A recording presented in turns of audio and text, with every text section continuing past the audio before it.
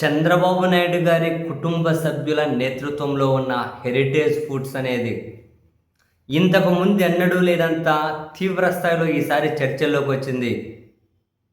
And మరీ ముఖ్యంగా తిరుమల లడ్డు వ్యవహారానికి సంబంధించి ఎపిసోడ్ స్టార్ట్ అయిన దగ్గర నుండి అండ్ ఈ మధ్యకాలంలో బయటపడుతున్నటువంటి కొన్ని విషయాలు చంద్రబాబు నాయుడు గారి హెరిటేజ్కి ఆర్థిక ప్రయోజనాలు కల్పించాలి అని చెప్పి ఈ స్థాయిలో విమర్శలు చేస్తూ ఉన్నారు. తిరుమల లడ్డుని ఈ స్థాయిలో అప్రతిష్ట పాలు చేస్తూ ఉన్నారు అని ప్రతిపక్ష వైసీపీ విమర్శలు గుప్పిస్తూ ఉంది. అండ్ తిరుమల లడ్డూలో గీ కాంట్రాక్ట్ అనేది డైరెక్ట్గా హెరిటేజ్ ఇవ్వకుండా వాళ్ళకు అనుబంధంగా ఉండే మహారాష్ట్రలోని అది హిందూపూర్ అది ఆ కంపెనీకి గీ కాంట్రాక్ట్ ఇచ్చారు.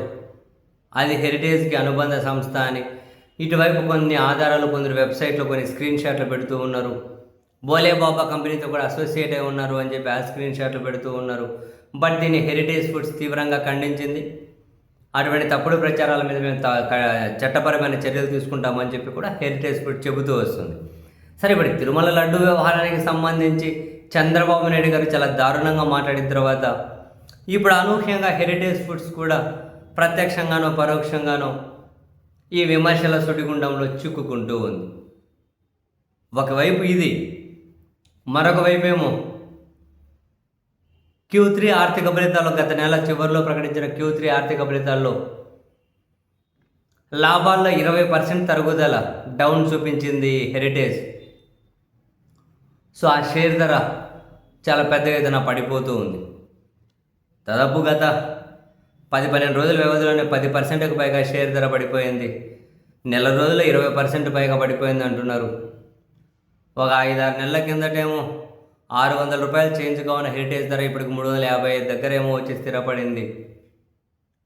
ఆ కంపెనీలో తాజాగా senior vice president, national sales హెడ్స్గా ఉన్న వాళ్ళు కూడా రాజీనామాలు చేసి వెళ్తూ ఉన్నారు. అసలు ఏం జరుగుతుంది హెరిటేజ్లో అనే ఒక చర్చ నెట్టింట. అండ్ చంద్రబాబు నాయుడు గారు కూడా చూసాం అసెంబ్లీలో తిరుమల లడ్డు కల్తీ వ్యవహారానికి హెరిటేజ్కి ఏం సంబంధము అని చెప్పి ముఖ్యమంత్రి గారు కూడా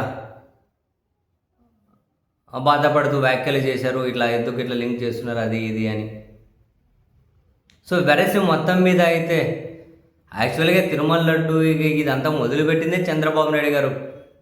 ఇప్పుడు మనకు చుట్టుకునేసరికి అది బాధపడుతూ వ్యాఖ్యలు చేసినంత మాత్రాన ప్రయోజనం ఏం లేదు, అది వేరే విషయం లేదు.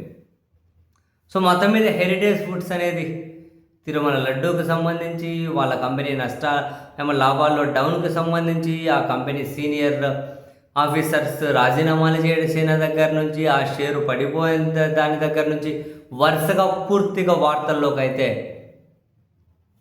వచ్చేసింది. బేసిక్గా ఇక్కడ ఒక కంపెనీ మీద ఎవరు దుష్ప్రచారం చేయాల్సిన అవసరం అయితే లేదు. అంటే ఏదైనా కనుక లేనిది ఉన్నట్లుగా చేస్తే అండ్ ఒక కంపెనీ ఆర్థికంగా ఈ విధంగా షేర్ తగ్గుతూ ఉంది, వాళ్ళ నష్టాలు వస్తూ ఉన్నాయి అని అంటే ఒక కంపెనీకి మాత్రమే మనం దాని నష్టాల కోణంలో చూడలేము.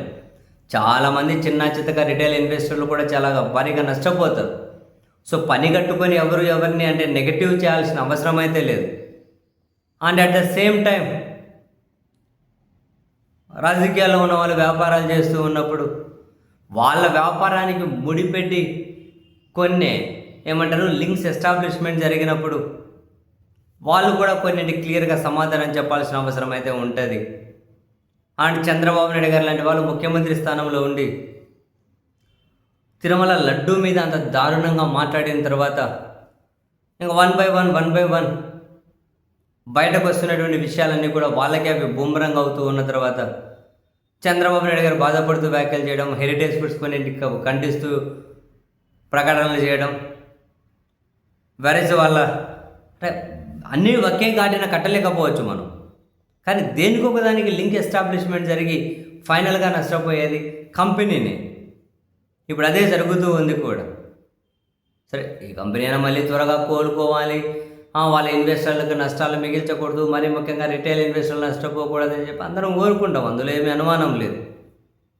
కానీ ఇటువంటి వ్యాపారాలు చేస్తున్న వాళ్ళు వాళ్ళ వ్యాపారాలతో ముడిపడి ఉన్న అంత పెద్ద ప్రతిష్టాత్మకమైనటువంటి క్షేత్రానికి సంబంధించిన ప్రసాదం మీద అటువంటి వ్యాఖ్యలు చేయడం, అది కర్మ ఏదో ఒక రూపంలో రిటర్న్ రాక తప్పదు కదా అన్నది నెటిజన్ల పాయింట్.